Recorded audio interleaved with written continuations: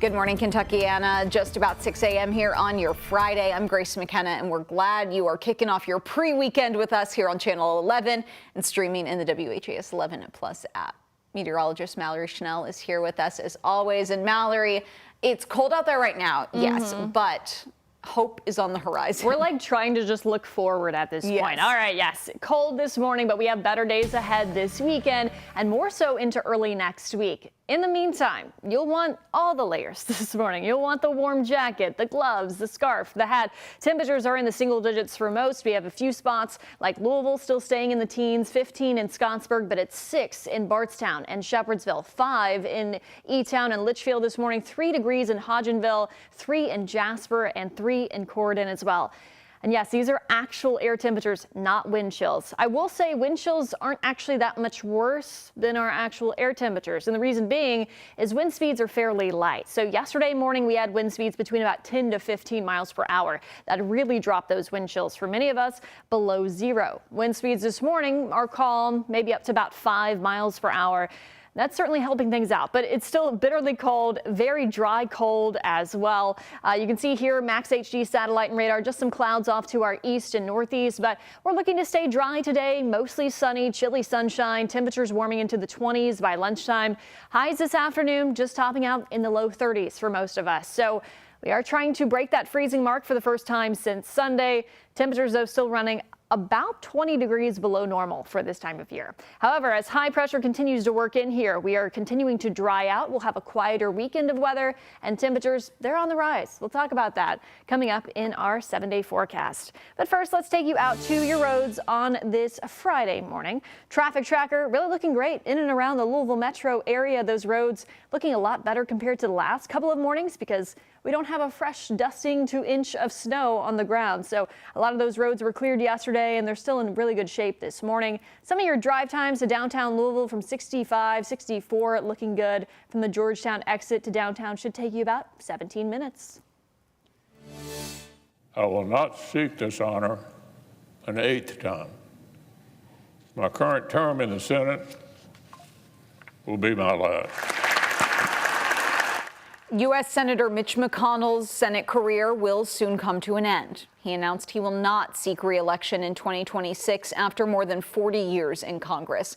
McConnell was first elected to the Senate in 1984, and he became the longest-serving Republican leader in the history of the Senate before ceding the position last February. The senator has experienced several medical episodes in recent years, including repeated falls and twice appearing to freeze while speaking. His impending departure highlights the shifting dynamics of the Trump-led GOP and McConnell's own tense relationship with President Trump. Once allies, their bond soured after McConnell blamed President Trump for the January 6th attack. While McConnell didn't mention Trump by name, he did speak about change within the party. Thanks to Ronald Reagan's determination, the work of strengthening America's hard power was well underway when I arrived in the Senate. But since then, we've allowed that power to atrophy.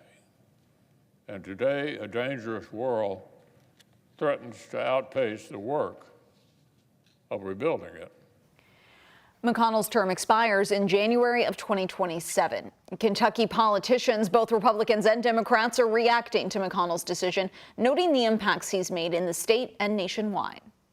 Senator McConnell, on occasions, has been the most prominent Republican in the nation, therefore the most prominent Republican in the world. For people in the Republican Party, many of them owe much of their success to him. You know, he's one of those examples of how Kentucky has punched above its weight for a long time.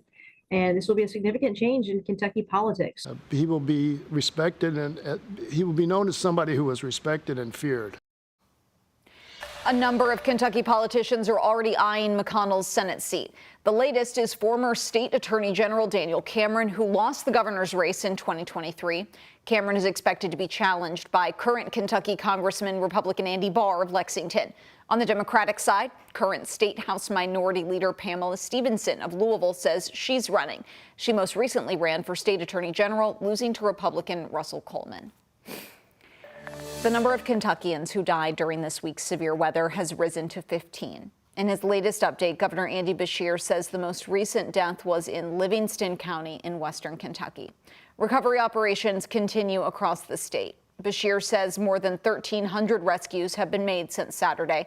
The governor also announced a major grant for new homes in eastern Kentucky. They're being built as a result of flooding that hit the state in 2022. Today, we're announcing that we're providing a $6 million grant to the Housing Development Alliance to build the first 32 homes at the Skyview subdivision in Perry County.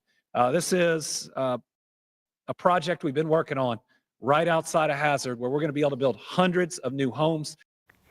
Beshear says the grant will also go to survivors of last weekend's flooding in eastern Kentucky. If you know someone impacted, they are encouraged to go to housingcan'twait.org. Wanted to do some songs tonight that I learned from eastern Kentucky. Good evening, everybody. A Louisville benefit concert raised funds for eastern Kentucky flood victims. The event was held at the Whirling Tiger in Butchertown last night. It featured local bands and an auction offering everything from Bourbon and Beyond and Fraser Museum tickets to a full day of recording at La La Land. It's been pretty amazing to see the response and everybody just jump in and want to help out any way they can. And that's honestly been a thing I've always seen in the music scene in this city. If you weren't able to make it to the show, you can still donate to Team Kentucky's Storm Relief Fund. We have a link to that in this story on our homepage. Plans are officially in motion for the revamped Louisville Gardens. Mayor Craig Greenberg has signed the agreement to convert the historic building into sound stages. As part of a development deal, the mayor is allocating $10 million of Kentucky General Assembly funding to the project. Construction is expected to begin later this year. The renovated space will include 2 indoor sound stages for movies and commercials, and the plans also include 40,000 square feet of offices, which will be leased to production companies. We've been growing and growing as a film economy, but having a soundstage and offices and rental departments for camera and gear, all located right within our downtown and within the historic Louisville Gardens, is beyond exciting. Greenberg said the project is expected to create more than 50 jobs. The city has partnered with 2 filmmaking companies and a development firm.